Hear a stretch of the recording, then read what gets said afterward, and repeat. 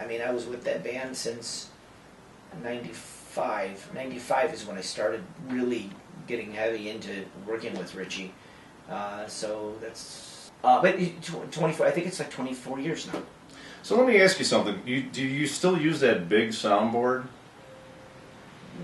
Not exactly. So I see now at the shows you have an iPad, and you walk around, and I don't know nothing about it, but I see it, you know, as a spectator, and you know you're constantly making adjustments on the iPad. So how does that incorporate with the sound that you're hearing or being put out on stage? Yeah, everybody thinks that the soundboard actually shrunk down to an iPad. It didn't. That's just a remote control for the equipment that's on stage.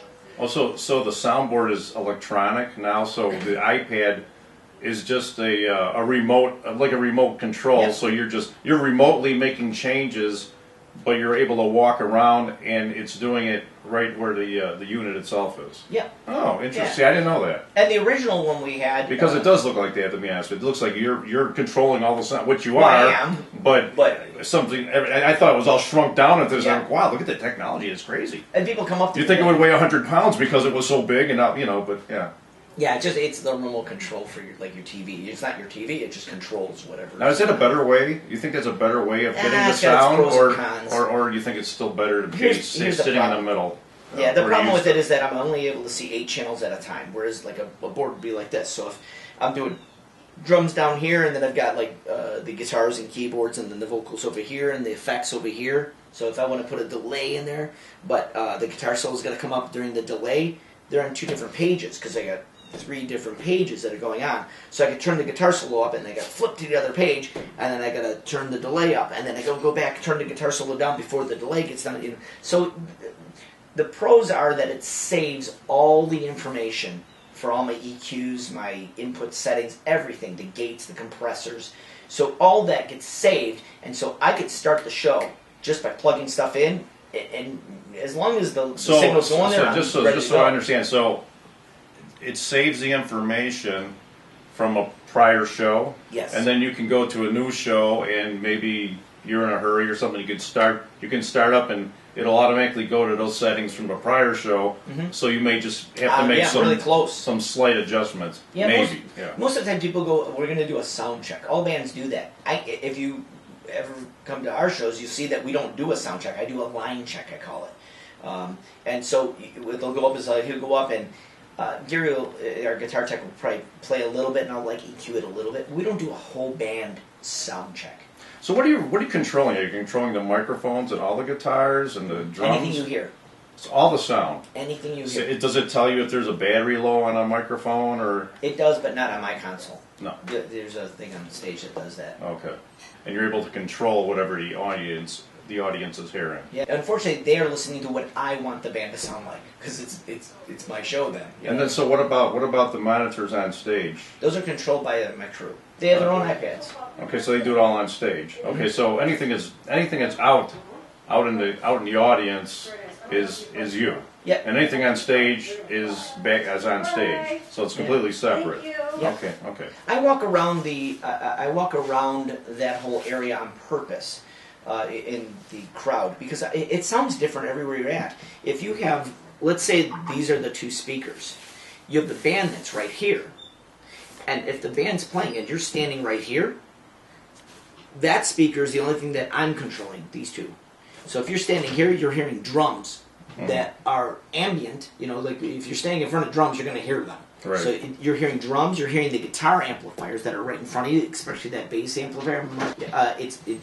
That stuff is being blown in the face of these people up here. And I have experienced that myself. And what do so you can't even hear the sound. A little bit of a bubble, like wherever the speakers are, depending on how the speakers are. But they have a little bit of a pattern. So the people up in front, I can't control what they hear, sort of.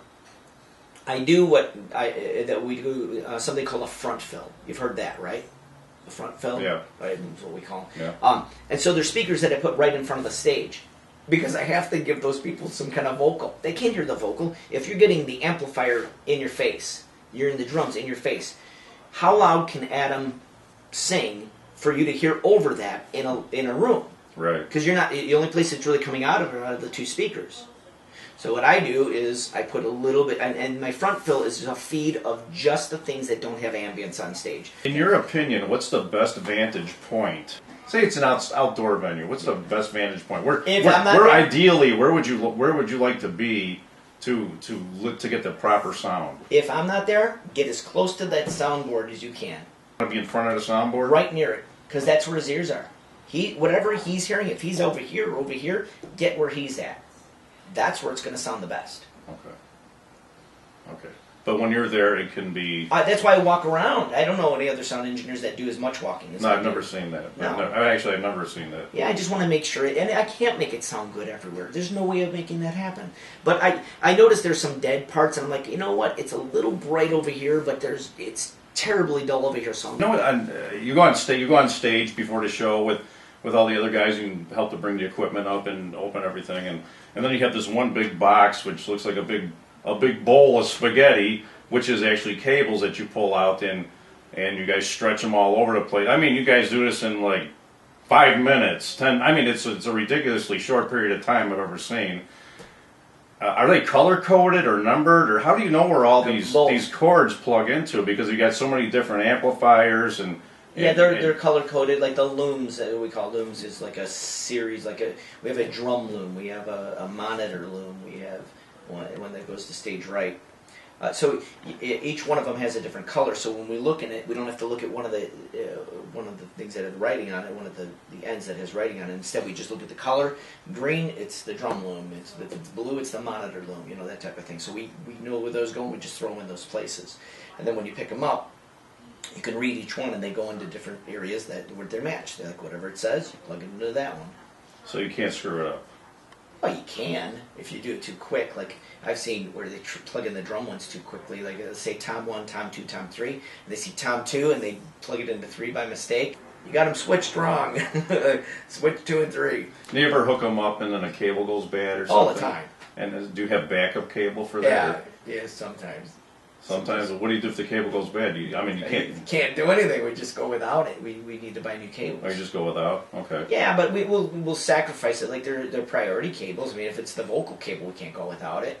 You know, we would get in, like take it out of Tom 2. Who needs to hear that second Tom? Sorry, Mikey. So you know, he's playing his drums. I mean, if we're going to sacrifice something, this being silent is not as bad as a drum that you could still hear ambiently. Like around the other drums. Also with the drums, when they set the drums up, I noticed they put a piece of carpet or a rug or something down. Mm-hmm. And is there identifiers on that or something? Okay, because you guys pull up and set up, and I see they put something, I couldn't tell what it was, but I thought it was a carpet or a mat or something.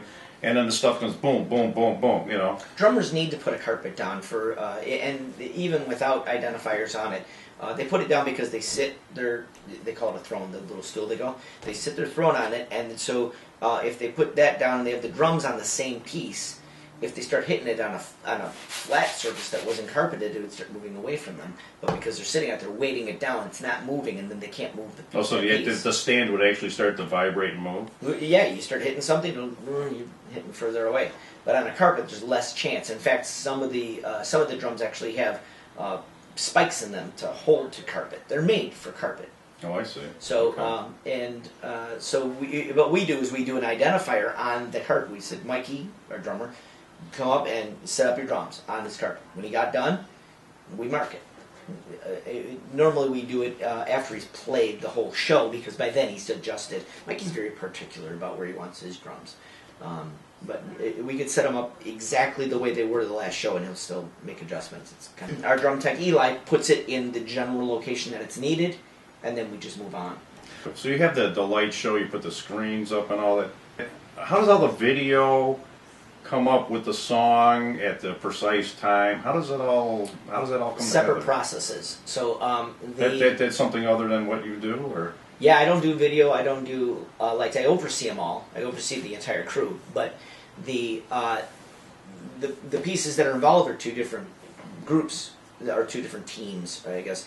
Lighting team and then the video team. Now, right now they're down to we're using single people for them. So Zach does our lights, Zach stays at his house and he programs. He hears a song and he programs the song and he looks at it on his video screen and at his computer, and he programs the lights on what he wants it to look like. When they go to the chorus, I want it to be this color pattern, and so he sets up what we call scenes. It's all pre-done. Yeah, because each song, whenever we're gonna if they're gonna we go through the song set. I mean, I know I'm setting up for my song. I'm like, okay, what song are we doing? Okay, that one. So I need to put a quick delay on there. I put a quick delay on there, and I get all set up. The acoustic's gotta be up, and maybe the ukulele if we're doing "Beautiful Life," So I set up. Zach has the same thing. He pulls up, he loads in that whatever song. So you guys communicate during this period? Or? Yeah, we got microphones and earpieces. Okay, so you're communicating with him. So we're doing this, so he's getting that up on screen. The video's going off. What you're calling for the next song? Is that what you're saying? Yeah, I don't call it off. Richie does. Okay, whoever calls off the song says, "Okay, this is the next song." Yeah. You know it's the next song, so you know that you're gonna want the sound a certain way, and then they're gonna put that video up there. Yeah. And it's how does that sync up with the music? That's done manually. Normally, we don't need to communicate what song is going on. It's all predetermined. Okay. What syncs it is Ryan or sometimes Nick Weber. I record every show. Not a lot of people realize this. I've probably got the largest collection of bootlegs of Seventh Heaven ever. I've got every show since Anthony was in the band. Where do you record from? The iPad. It records to a USB stick. Oh, so you're recording the sound? Yeah. In order for my recordings to sound good, it's got to be a huge stage where stage volume doesn't matter. And I am so far back that the recording is going to be whatever's coming out of there. How they sync up they have an earpiece. So Nick Weber takes these recordings that I do of the band. Okay, so you do the recordings on an iPad. Yep. You give them to this gentleman, Nick Weber, yep. And he then looks for videos online if it's a cover tune, and then arranges them so they match up our exact timing. And then once the video is up, then whoever's doing the video screen, when we start the song, they have an earpiece in, and they're listening to my recording of the show, and they're listening to the live one and trying to match them up, and they're doing what they call shuttling it. They're doing a shuttle till they match till they hear so it's in sync, and once you hear it, you can let it go and you can back off of it. That's interesting. Because Nick Weber did his job, and it's perfect throughout the thing. That's very interesting. Yeah. Well, you guys heard it from Dino. Well, that's quite a story. But well, Dino, I appreciate your time. Thanks for your interview. No worries. McCracken on location, McCracken's Corner. This was the corner for today. McCracken out! Current audio equipment. What you got, Dino? I collect really odd things at flea markets and garage sales and such. But this is a dictaphone. It's kind of a cool piece. How does something like this function? It actually functioned by having a wax cylinder that turned. But anyway, this was like one of the first ways of recording. What year was this from? Oh gosh, I don't even know. I don't know. You have to look up dictaphone. But this would turn via the motor. And then there's a stylus in there, or a little needle, that you could either listen, or if you turned it that way, it would put the needle inside of the wax cylinder that's spinning, so you can actually talk in this. You go like, "Hey, what are you doing?" And as soon as you when this goes up and down, is what makes the cylinder turn. And the nice thing about it is, if you want to listen to it, I was like, "How do you listen to it?" Because you'd have to keep this thing off, but they have a little button over here. You push that in or pull it out. I forget what it was. I think I push it. Yeah, you push it in. So now you can't push that down. Now it'll go on and off. This is a Webster Chicago wire recorder. And I say wire recorder because there's a thin, I don't know if you can actually zoom in on that. Oh yeah, I see it. Okay, so there's a thin wire right there. And what happens is that you can record on that. And the thing that this reel came with the recorder. So what you're going to hear is something that was recorded back in the, I think, 40s. So I'm going to play what's on here. Well, one of our teachers lives there, and she's there now. And she had me interested in writing there for a job. I just can't imagine how they record on a piece of wire like that. That's just unbelievable. It's magnetic. I mean, it's just like tapes are magnetic, so it's a wire that gets recorded on. But The reason why it didn't really go over too well for very long is because it's not stereo, it's mono.